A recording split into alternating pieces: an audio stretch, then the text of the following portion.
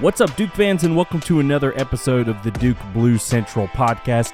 Coming at you live tonight after an impressive win from the Duke Blue Devils facing the LaSalle Explorers. Happy to be back with you after a little bit of a break after the Bucknell game. I was actually in Cameron for the Bucknell game.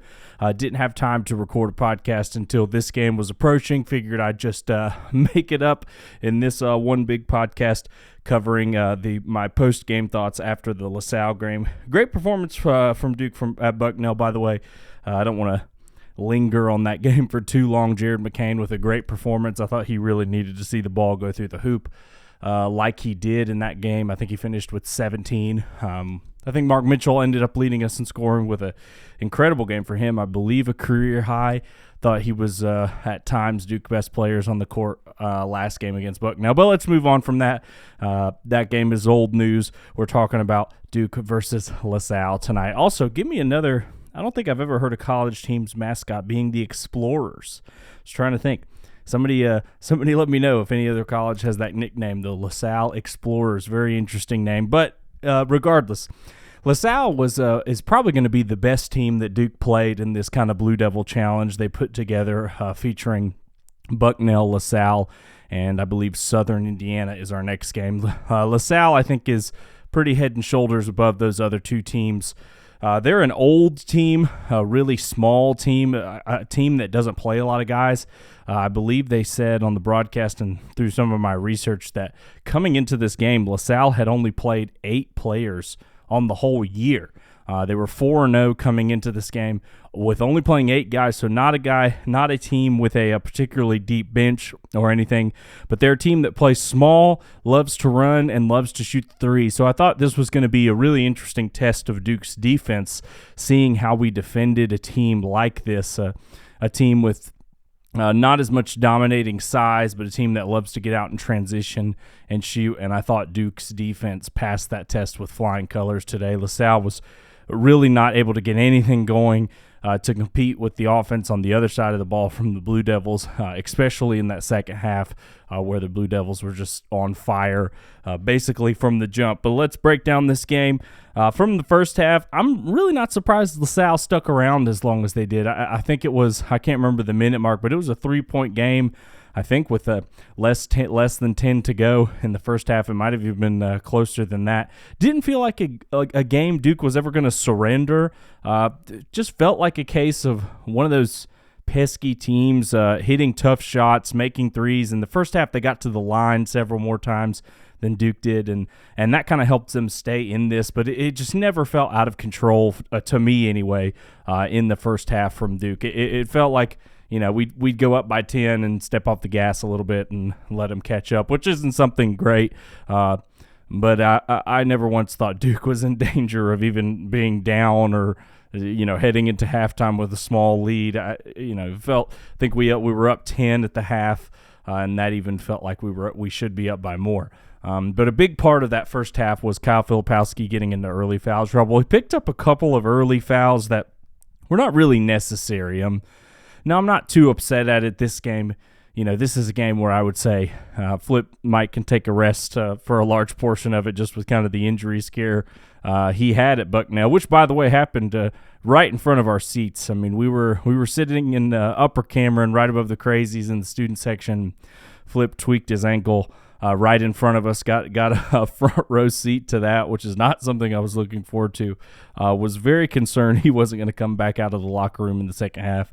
But after the rest of the team jogged out, he jogged out by himself and then started the second half and looks fine. So a little bit of a scare last game, but he came back, and a big part of the first half story was him getting in foul trouble. But that led to something positive, I think, that Duke can build on leading forward, which was the play of Tyrese Proctor, which was by far the most aggressive I've seen him, I think, in his Duke career. I thought he was really aggressive last year in that last game of the season against Tennessee, and I think this is probably the most just hunting version of Tyrese Proctor that we've seen since that game. Just constantly looking for a shot, constantly looking to get into the lane for those mid-range pull-ups he's become so good at. Using his dribble, using his handles, making good passes. I don't think he finished with a turnover tonight as he usually does, which is crazy for a guard of his caliber that has the ball as much as he does.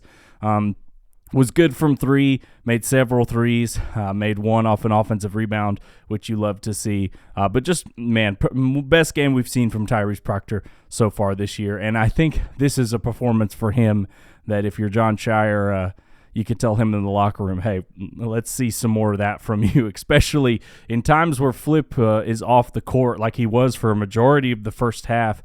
We needed somebody to step up, lead the team, lead the offense, and that person tonight was Tyrese Proctor. Nothing more I can really say about him this game. Is just kind of the perfect game we need to see from him. Just aggressive, hunting, keeping the ball, dribbling, looking for the right pass, but not being afraid to get your own stuff every once in a while. I think it's not really a knock on him, but sometimes it feels like Tyrese can almost pass too much because I think that's such a huge part of his game. But he needs to realize I think he's one of the top dogs on this team, and he can afford to be a little selfish sometimes and take his own shots, and he did that a lot tonight, and it returned in spades. Let me pull up the box score for Tyrese Proctor. Finish, 7 for 11, 2 for 3 from three, perfect from the line, 7 rebounds, 4 assists, 22 points. Awesome game from Proctor. What more can you say about this kid and what he did tonight? But there was a surprising, who I would call the second best player in the first half, and that was one Sean Stewart. I thought Sean Stewart, it was close between him and Mark Mitchell, but I think Sean Stewart was the second best player for Duke in that first half. He filled in for a lot of those flip minutes where he was on the bench, and man, this kid just continues to impress as he comes off the bench, and I think is going to get more and more minutes as this season goes along. There's just a certain energy when he comes into the game. He is a monster on the boards, even though he's only 6'9". I think that we've got him listed at 6'9". He might even be an inch shorter than that. But the kid can just jump out the gym and has such a motor and drive and just athleticism and just work ethic almost when you watch him play. He plays like he needs his hands on every rebound. He goes after the ball, maybe the hardest out of anybody on this team. He's always winding up on the floor, diving after loose balls, fighting on the offensive side of the glass. I mean, there's not a lot of more compliments I can give for Sean Stewart and maybe calling him the hardest pure worker on this team when he's on the floor. It just feels like every time he comes into a game, no matter how many minutes he gets, he always leaves his fingerprint on the game no matter what. I think he played 14 minutes tonight and had 16 points maybe. Yeah, he finished with 16 points, 1 block, 10 rebounds, 6 of those being offensive, perfect from the line, shooting 7 for 9. I mean, that's by far the best game of his career as a Blue Devil, and something that if he can continue, man, come January, February, March time, he is going to be a real weapon for Duke to utilize off the bench. And something that's so great about Sean Stewart is he's perfect for this year's team, and that he covers up a lot of the weaknesses that this squad has. We talk about having to play Flip at the 5 so much and maybe the lack of rebounding we have. I think Sean Stewart makes up for a ton of that. I think every time he's on the floor, he's getting rebounds, he's getting offensive rebounds over bigger guys. He covers up for a lot of the rebounding errors we make as a team. And then I think defensively, he's a guy, he's not a post clogger or ultimate rim protector like a Lively or a Mark Williams, but he can hold his own against 5s as long as they're not just super big and dominating size-wise. He can hold his own against most college 5s and block shots, but something he can do that those other guys could do to a lesser extent is I feel like he can guard every position on the court. I think if you get him, he got into some situations today where he got crossed up a little by the LaSalle's point guard. So as long as you're not putting him on just an ultra shifty 3-point sniper, I think he can guard 1 through 5. And I think, he's one of several players on this team actually that I think could potentially guard both guards and centers and forwards all alike.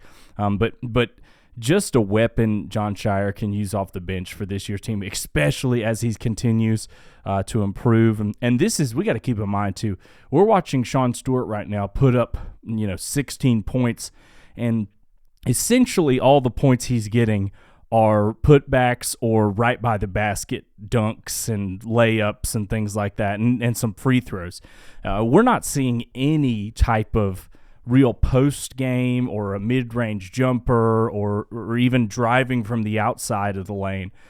This is all just, he's been able to do all this just while kind of cleaning up the glass and doing putbacks, which is something extremely exciting for his career looking forward. I start thinking about not only the end of this year, but next year's squad, if he's going to stay, which I have already predicted he will, is with all the other freshmen. I think all of them are going to stay. But Sean, one that definitely projects to be a sophomore at Duke. The idea of him improving at all on the offensive side of the ball, maybe getting a shot, not necessarily a three, but just a mid-range jumper so he can keep defenders honest. That is going to be a scary sight for college basketball when you have a guy with that much athleticism and work ethic and motor. If he can get any sort of jumper or hook shot or fadeaway, man, look out for him. But I've ranted enough about Sean Stewart. What a game from him. Second half, man, Kyle Filipowski came out and put on a show. I think he showed why he is one of the best players in college basketball tonight. At times, it didn't even look like he was trying out there and could just get whatever he wanted, whether it was post, whether it was mid-range, whether it was three. His passing was off the charts tonight. I thought the best play of the game was a no-look pass to Sean Stewart from Kyle Filipowski that was just crazy. One of those Zion-esque no-look passes from half court that we were used to Zion making back in the day. Flip was just on another level in that second half. And I think maybe, gosh, there's so many things that have improved about his game from last year. When you talk about a guy who was already so good his freshman year, I think it would have been easy for Flip to kind of kick back in this offseason and know, hey, look, I'm ACC Freshman of the Year. I'm getting all these preseason nominations. It would have been easy for him to not put as much work in the offseason. But, man, he has come out this season and just improved, I think, every facet of his game. And now the hip surgery is part of that. He looks quicker. He looks like he can move better. But there were times last year Flip could be a little turnover prone where he would get a little spin move happy in the post and get some offensive fouls called. He's not doing any of that this year. And maybe I think the most important thing he's improved about his game is he is consistently knocking down that standstill open three-point shot. And that's all he needs to do. There are times he can make a three off the dribble, but that's not necessarily what we need from him, at least at this point in the season. He just needs to be able to hit that open three to make sure defenders have to come up and guard him on the three-point line.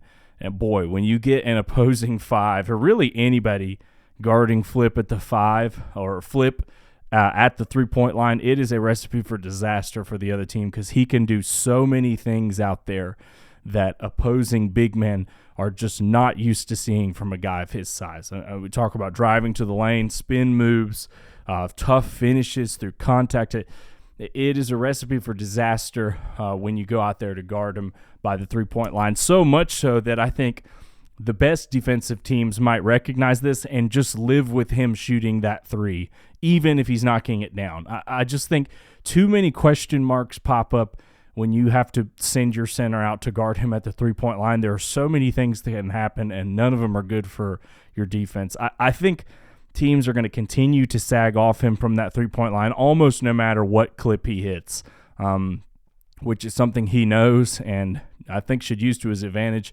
Keep hitting down that standstill three. Coach K always talked about the free throw and the standstill three. If you can do those two things, you can have a long career and you're going to win a lot of basketball games. And Flip can take that to heart with the standstill three, consistently knocking that down. But what a monster game from Kyle Filipowski. Kind of some overall team stats going next. Duke finishes the game with 21 assists, I think to about 36 made baskets. That's right, 21 assists to 36 made baskets. Pretty good assist ratio there. Shooting 40% from three is a huge development for this team. Something I had thought and I think tweeted about going into this Blue Devil Challenge. Really the biggest thing I wanted to see was Duke improve as a three-point shooting team. A second on that list might have been Duke's pace of play picking up, which it has. But number one for me was that this team has to improve in three-point shooting, or had to improve in its three-point shooting, coming off of the big games to start the year. They shoot well against Dartmouth. Arizona, they don't shoot particularly well from three, I believe, if I'm remembering that right. And then against Michigan State, they didn't shoot the ball deep particularly well, other than Caleb Foster, who I think went something like 4 for 5 from three. If you don't have his performance, I think Duke was abysmal from three in that game. And for a team that's going to roll out three guards, a small team, that's goal is playing fast and getting a lot of shots up, you got to hit your threes. If you're a Duke fan or a Duke coach or a Duke player and you want this team to be successful and reach Phoenix, which is where the Final Four is located, this has got to be a team that can hit 35+% of their threes. And I thought that if we couldn't do that against some of this lower competition in the Blue Devil Challenge, it would be something to keep an eye on, because this team can't afford to go too cold from three with just the style of play that we're getting. Now, I think we can win a game in a lot of ways. This team's very versatile, one of the best in the country.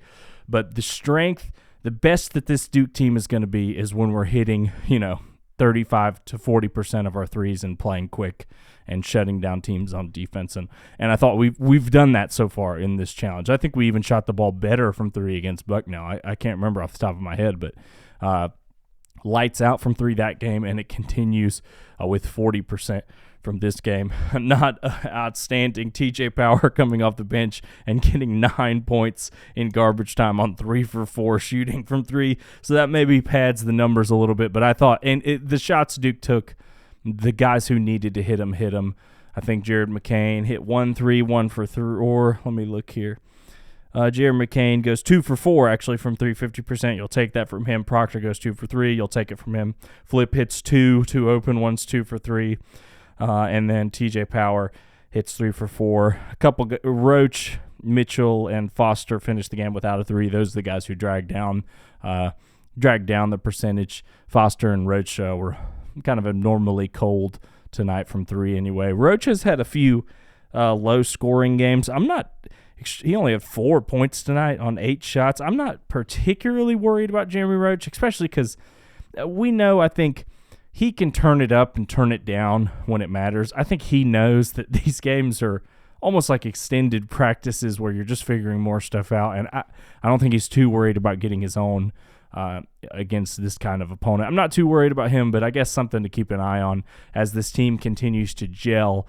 Roach seems to be getting smaller and smaller in the scoring column, but I'm not too worried about it. Just something to maybe raise your eyebrow out and keep an eye on. But yeah, biggest takeaway. Some of the biggest takeaways from these two games have been Duke's continuing and kind of rebounding to shoot well from three. Also want to point out only 5 turnovers for the entire game from Duke. That is massive, especially with having, what did I say earlier, 21 assists to 5 turnovers. You will take that. You will take that all day. Just really clean basketball tonight. I thought there were times the offense stalled in the first half, but man, that whole second half was a thing of beauty to watch. Moving the ball around. I mean, kicking into the paint and then kicking out of the paint to open threes. Duke got out in transition considerably more, and that led to some open shots, some open dunks, and some open threes. But just a clean game from Duke. 5 turnovers is I mean, if you could have that every game, you'll take it every time. And kind of wrapping up to my final thoughts here, I thought the big thing against LaSalle was that Duke proved that we can guard a small and shifty team that shoots well from three or tries to shoot the ball a lot from three. That's the main challenge LaSalle was going to present tonight. This was one of those games where you almost expect them to come out playing lightning fast, and they hit 60% of the threes in their first half. Didn't happen. Duke played great defense on the three. They knew that was LaSalle's game plan and hounded them on threes. I thought almost every shot, especially from outside, that LaSalle put up was contested, heavily contested. The open ones, LaSalle hit several of them. But, man, I think this defense is – the Duke's defense has actually been better to begin the year than I thought. I thought we were going to suffer more without Lively. I thought Lively maybe covered up more of our defensive mistakes than maybe Duke fans wanted to admit, but so far they're proving me wrong. I think this team has been excellent defensively and is farther along than the offense right now, I think you could even say, which is weird considering how many weapons we have on this team. But I think Duke proved that they can guard a really odd style of play tonight with just a bunch of small, old guards that can shoot well.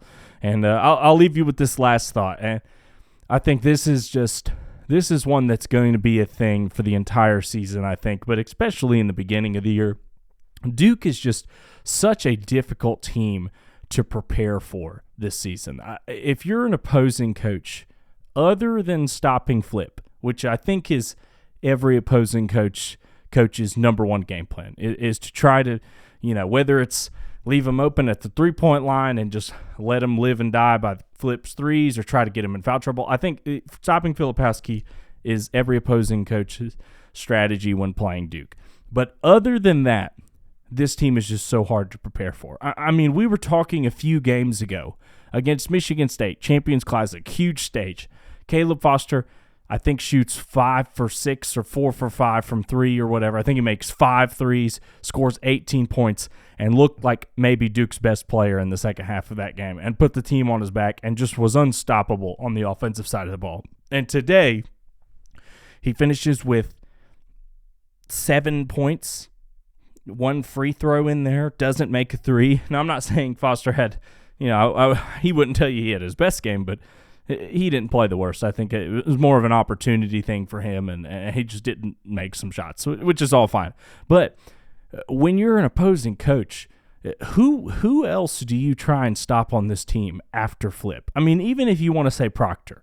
Proctor has had games where he hasn't looked to score the ball as much, and he's been more of a passer. So, okay, do you leave somebody off of him and send a guard at McCain? Well, McCain last game had 17 points on an excellent three-point shooting percentage. And then, we know against Arizona, I think he put up, or against Michigan State, I don't know if he had a basket in that game. And then you look at guys like Foster, even a guy like Ryan Young, who has the capability of dropping 8 to 10 points on you in any given night. A guy like Blake's who can make a 3 or 2 when he's needed. And especially a guy like Sean Stewart, who we haven't seen a lot from, all of a sudden goes for 16 tonight.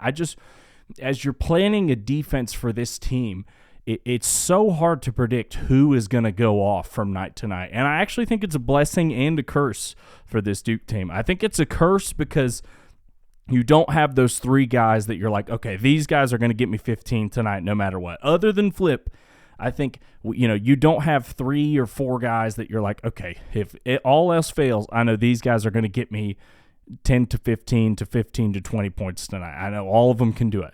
But it's like, instead of it's a curse because you might not have a secondary guy you can rely on for massive amounts of points, maybe like Duke usually does. I'm thinking about Marvin Bagley and Grayson Allen's team. You knew any given night those were the 2 guys. Everybody knew it. Duke knew it. The opposing team knew it. They knew you got to stop those 2 guys. And typically, more times out of not, those 2 guys were game and were ready to step up and lead Duke. This team, I think other than Flip, that second guy is kind of up in the air right now. And I think that's a blessing for Duke because you have, I think, a list of 6 to 7 guys who could score 20 any given night. It could be Proctor's night one night, and they feed him the ball like it was tonight. He shoots really well. He ends up with a 20 bomb. Could be Sean Stewart's night where he's getting offensive rebounds and put-out dunks, and all of a sudden you look up and he's got 16. And you were worried about McCain and Foster, and all of a sudden Proctor and Mitchell have accounted for 35 points of offense.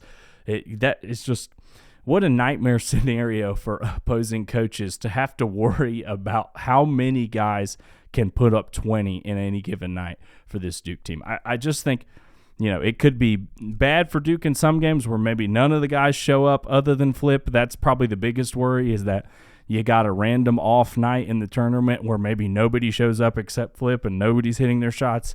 But the flip side of that is, no pun intended there, is that opposing teams, I think, are going to have a really hard time scouting Duke other than stopping Flip. There's just so many guys that can give you problems, so many matchup problems. This offense, when it clicks, and, God forbid they all get it going at the same time. The day that Jared McCain and Caleb Foster both go, 3 for 4 or 3 for 3 on their threes, it's going to be a rough night for the opposing team. And, especially if you factor in Sean Stewart getting 10 to 15 off the bench, just hard to stop this team. But that's something to watch out for as this year goes along is, does Duke become increasingly relying on certain players, or does it continue to be this just scoring by committee / Flip getting you 15 to 20 every night?